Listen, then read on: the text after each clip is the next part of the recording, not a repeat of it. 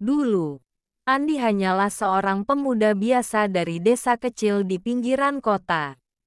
Cita-citanya sederhana, ingin sukses agar bisa membahagiakan orang tuanya. Tapi jalan menuju sukses tak pernah mudah.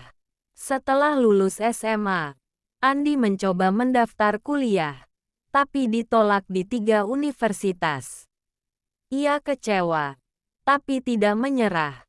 Ia pun memutuskan untuk bekerja sambil menabung dan mencoba lagi tahun depan. Selama 2 tahun, Andi bekerja sebagai kuli bangunan. Hujan panas ia jalani, banyak temannya mencibir. Kuliah aja gagal, ngapain capek-capek kerja? Tapi Andi tak menggubris. Ia hanya berkata dalam hati, hari ini aku dihina. Suatu hari aku akan dikenang.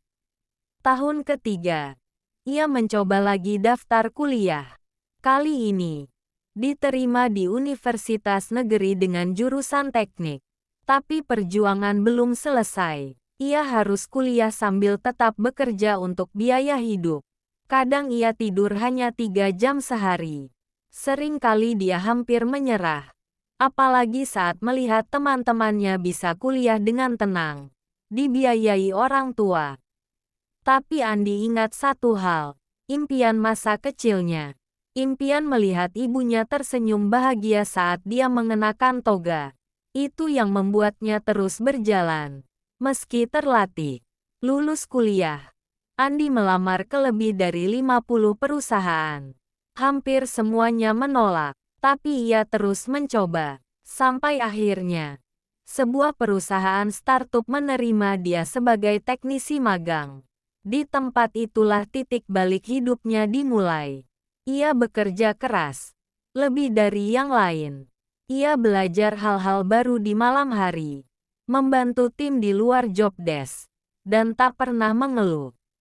2 tahun kemudian, ia dipromosikan jadi manajer.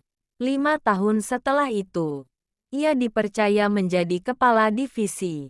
Kini, Andi bukan hanya sukses secara materi.